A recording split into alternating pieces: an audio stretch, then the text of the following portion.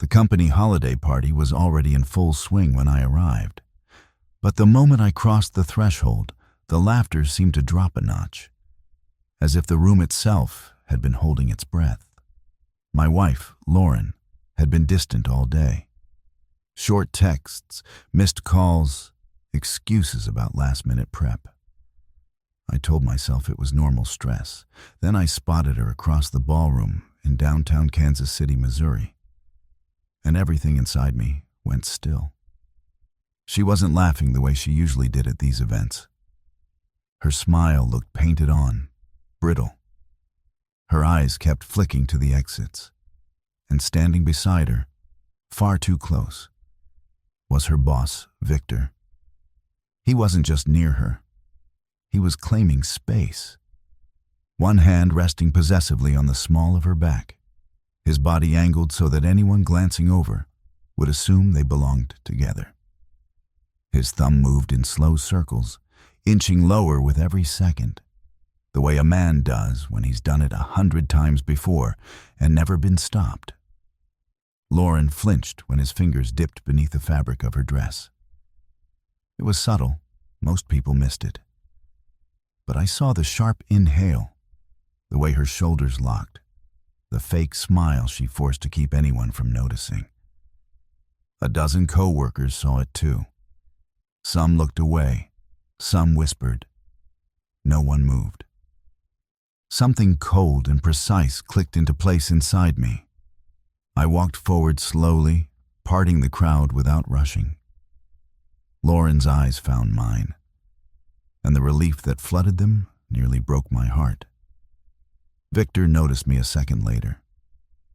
Instead of stepping back, he smirked and left his hand exactly where it was. "So, you're the husband," he said loudly, drawing heads. He dragged the word husband like it was a punchline.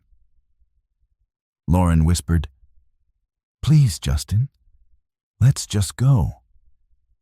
Her voice shook with months, no, years of exhaustion. I didn't look at her yet. I looked straight at him. "Take your hand off my wife." The music didn't stop, but everything else did. Glasses froze halfway to lips. A circle opened around us. Victor chuckled, the smug laugh of a man who had never been told no. "Relax, buddy. It's just friendly. Don't be insecure in front of everyone."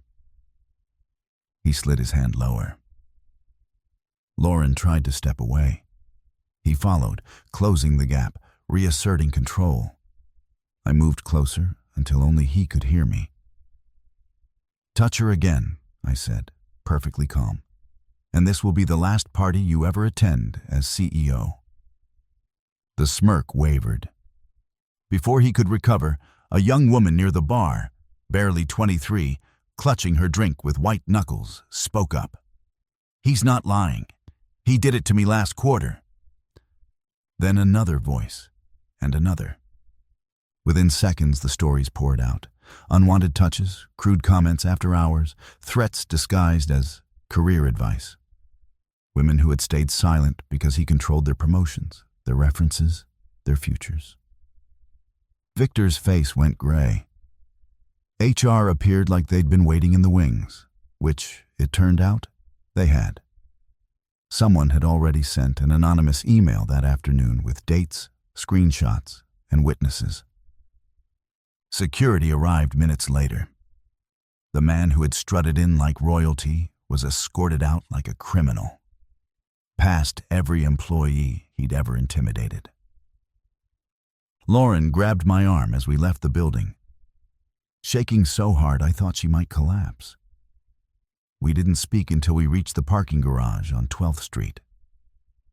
"I didn't know how to make him stop," she whispered, tears finally falling. "Every time I pushed back, he made it worse." I pulled her close and held her while she cried. Not from shame, but from relief so deep it looked like grief. That night wasn't about jealousy or pride. It was about protecting the woman I love from a predator who thought power made him untouchable. By Monday morning, his suspension was company-wide email.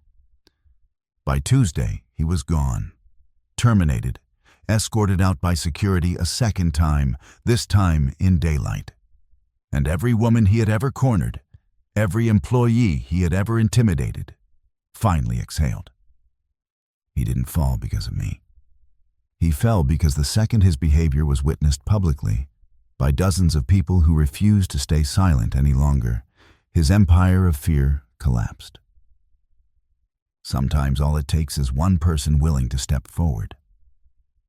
And sometimes the bravest thing a husband can do is simply refuse to let someone hurt his wife in plain sight.